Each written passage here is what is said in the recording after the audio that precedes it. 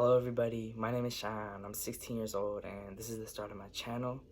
Um, I've had multiple channels in the past, like 10 to 15 channels probably, and only 2 or 3 I really was able to sustain for like a reasonable amount of time, like a couple of months, but I still ended up deleting them after a while. And all the rest of the channels, I would start and then the next day I would, you know, delete it because of contemplation through anxiety, fear, depression, stress, and contemplation really.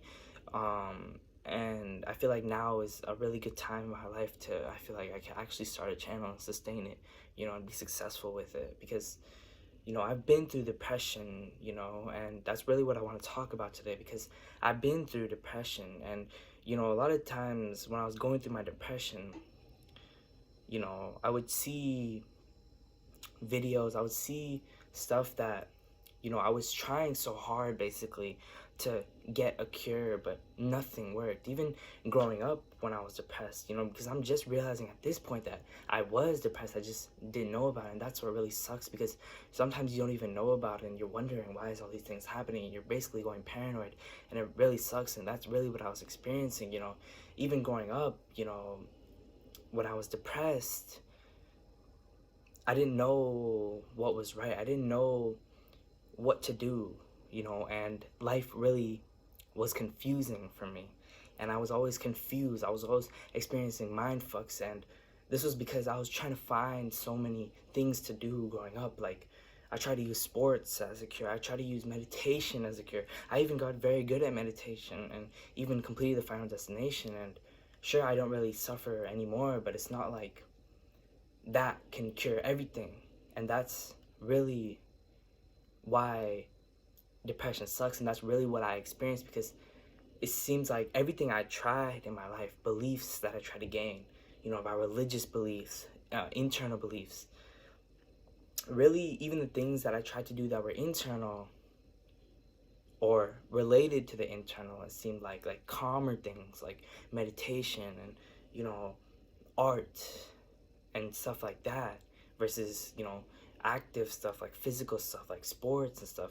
No matter what I tried, it never worked for me. Depression never healed for me because depression always kept coming back for me. And the way I was trying to process it, on my own, because I didn't really have much access to therapy when I was really heavily depressed, whether it was last year or, years back in my life. Whenever I was depressed, I never had access to therapy until now. It's only been a couple months of me being in therapy, but I never had access to therapy when I was actually going through depression.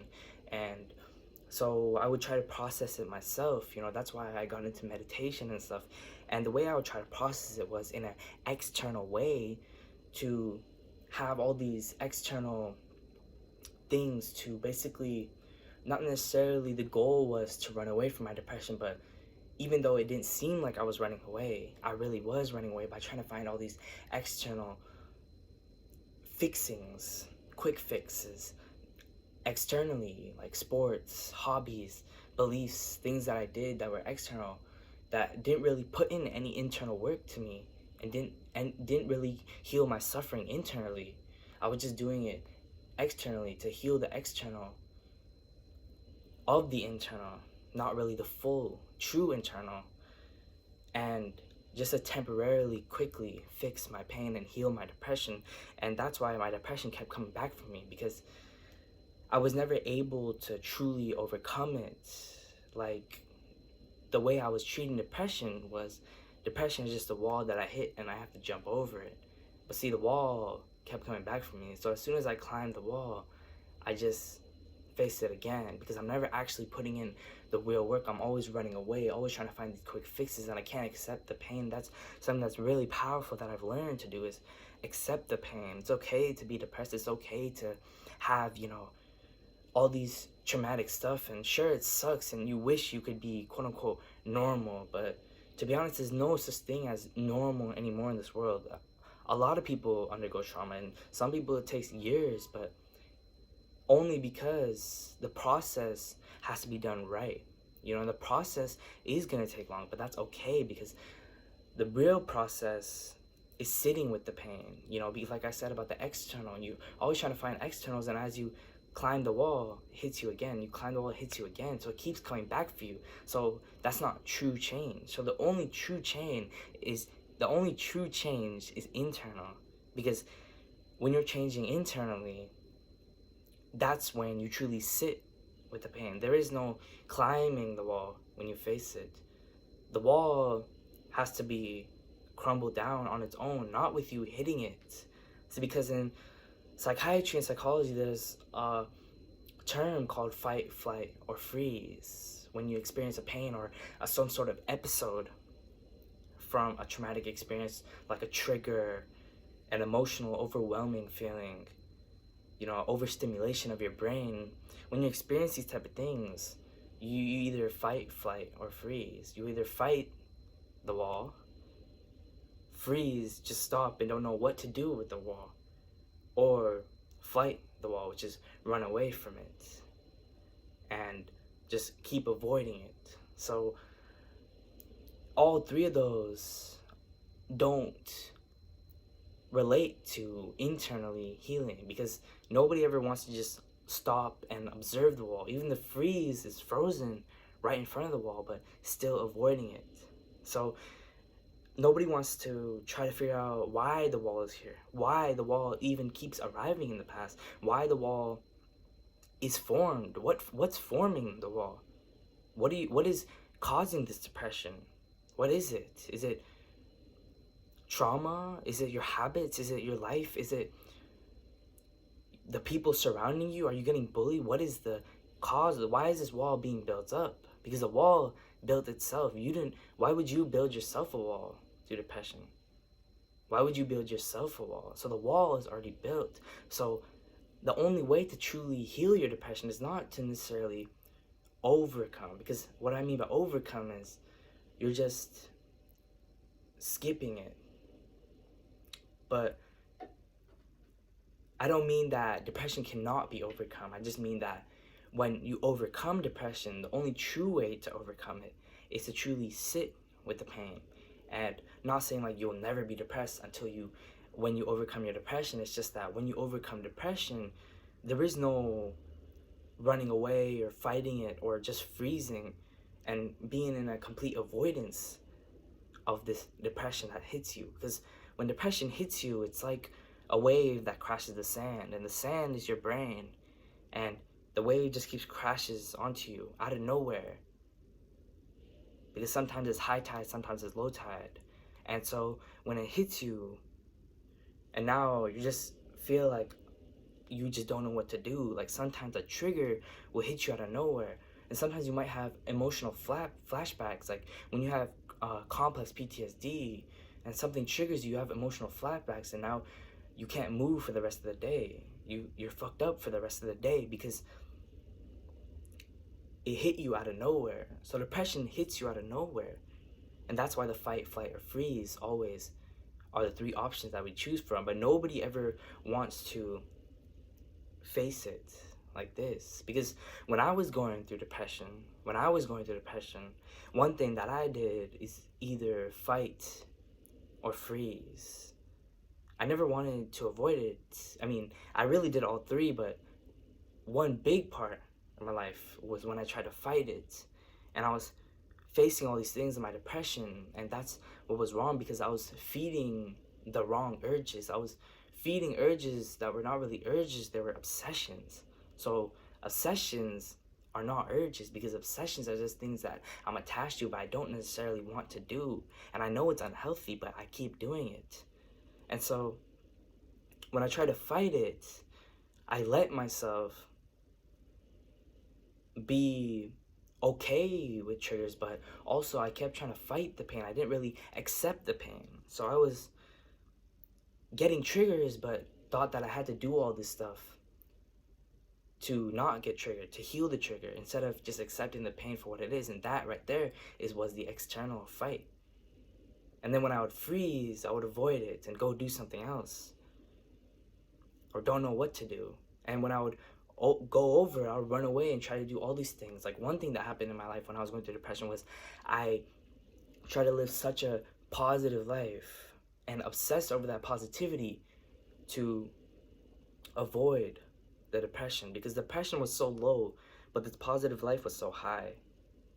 So that still caused me to run away and do the opposite of what I really wanted to do, was accept the pain. And what you really should do is sit with the pain. When you sit with the pain, that is when true change comes, because true change does not come from external things. In fact, depression, I'm not going to say it's easy, and it's really hard sometimes to, get up and face those, but it's really just most of the times in your mind.